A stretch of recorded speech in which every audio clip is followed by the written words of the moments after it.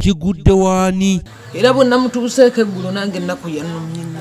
Lubwama Michael emyaka 32 nga mutuuze ku kyalo Kikajjo mu Luka gwe Nakyesanja e Kawanda yakwatiddwa oluvannyuma lw'okusobya ku mwana w'emyaka 13 ng'ono muwala wa mukyala we. Era mbadde nsaba gavumenti webeefunye abantu ng'abo badifayiringa abaana abatawataneetuuka ebakwaseko omukono ogw'ekyuma. Omwana ono abadde atambula ng'awenyera nga kiraga nti Ssedduvu Tona aludde ekiseera ng'amukozesa ategeezezza nga bwe yabadde asoma ebitabo kyokka otulo ne tumukwata ne yeebaka ng'agenza okudda engulu nga kitaawe Lubwama ali mu mukozesa. Nengezaako kulikana nga mpita akaana ke nga yakatutte mu kisenge akawala.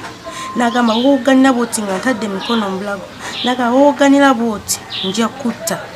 Kati nange mu kutya okunzita ntandika omulima nti olubuto olunnuma.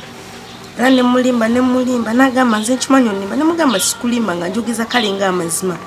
Kati we nafuna chance efuluma nangamba ekisumuzo kiri ready genda ogulewo ne muleka ng'ali bwereere. Omuyizi ono abeera wa maama w'omuto amannya agasirikiddwa ng'okujja e Kawanda yava maama wabeera e Masaka kyokka okuva bwe yajja omusajja ono azze ng'ayagala okumusoberera nga bwe yagezaako okugamba ku maama we teyeefiirayo olw'okuba nti yali bba. COVID-19 we yatandika oyo baba yali antulugunya naye nga mukazi we mugambako tanfaako. Oluvannyuma lw'ebyo byonna ne wayitawo emyezi 3 guno gubadde nga gwakuna ogw'omukaaga mwe yankozesezza.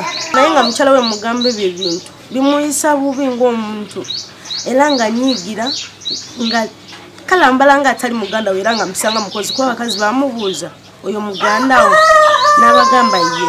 Era omukazi wano eno bamugambye nti no bawe yandeepinze n'agamba nkyewunyiza nanyo ko bigambo byabadde akugirako bye bingi. Agamba nti Lubwama asoose kunywa njaga kubanga babadde basoma ebitabo ne muto we nga ye bwagenda maaso n'okuginywa. Oluvannyuma okulivayizinga ebitabo otulo ne tuntwala.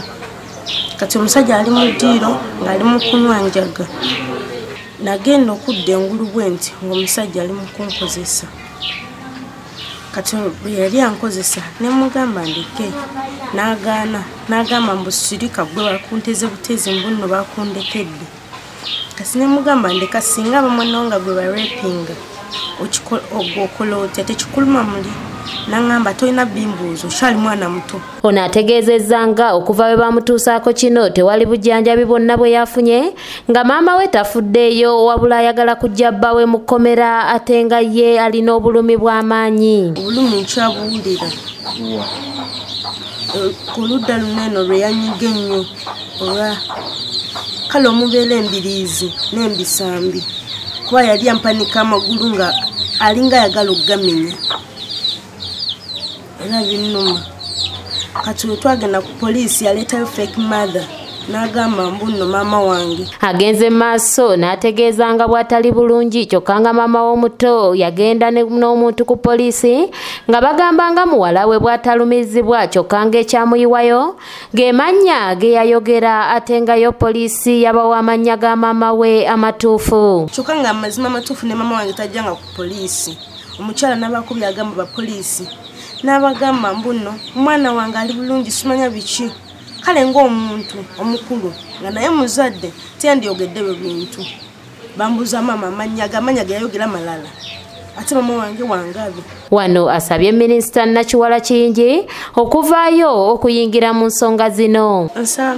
Nsaba buli muntu gwekikwatako Minisita Nakiwala ojja oyingire mu zino ensonga zino kubanga baba yagala gulirira bbawe ate nze obulumi mpulira bungi. Omwana ono we twogerera abadde abeera ew'omutuuze atayagadde kwatuukiriza mannya ge kyokka nga naye abafamire y'omusajja bagenda maaso n'okumutiisatiisa kw'ossa okumwewerera. Yadduka ekiro ssaawa nga zirinnya ng'adduka akaaba ng'agamba mulamu akoze ki amukozesezza. Kati okuba bamukozesa mulamu abadde amukangakanga ewaka ng'agamba musimanyi yasibisa bbaawe era beki. Nnyina w'omwana ono olwawulidde amawulire gano n'asitukiramu okuva e Masaka ng'ategeezezza nga muto we bwe yamumusaba ng'amugambye nga bw'agenda okumuyigiriza enviiri. Naye nga tewali kiri nti oba yali azze kukola bula yali azze kuyiga buyizi oluvannyuma agende okusoma kutuuka ddeyo ku ssomero. Wanasabye bekikwatako okuvaayo ku nsonga eno kubanga yeyasigaza obuvunaanyizibwa eri abaana be oluvannyuma lwa kitaabwe okubaddukako. Kuyamba mwana wange kuba kakati waali omulaba bwafaanana ate nze ndi mukazi munaku era sirina bwasirizi nti ndi awo nimmalirira abaana yenze maama yenze taata era nga nsaba kuyambibwa nnyo ku sayidi y'omwana wange gavumenti enyambe wakati nze sirina kyenina. Amyuka omwogezi wa poliisi mu Kampala n'emiriraano Luuko Weesigire ategeezezza nga bali mu kunoonyereza era ng'essaawa yonna Ssedduvu Ttono wakutwalibwa mu kkooti agasimbagane n'omulamuzi ng'omusango ogumuvunaanibwa gwakujjula bitannajja. Essaawa zino Lubwama zaakakasibwa nga bwe yamala otuusa ebikola ebyokukabasanya omwana ono era essaawa zino akuulibwa ku poliisi yaffe ey'e Kawempe. Kyagenda mu maaso n'okulaba nti nno fayiro ye ewulibwa ku kkooti. Ajje Samuel yakusakidde eggulire lino ku lwa ABS Television. Ali sayidi yawali naye nazze wano ekiro mulamu we yabadde ankubira essimu nga nvuma nnyo bintu bingi esimu ne njijjako.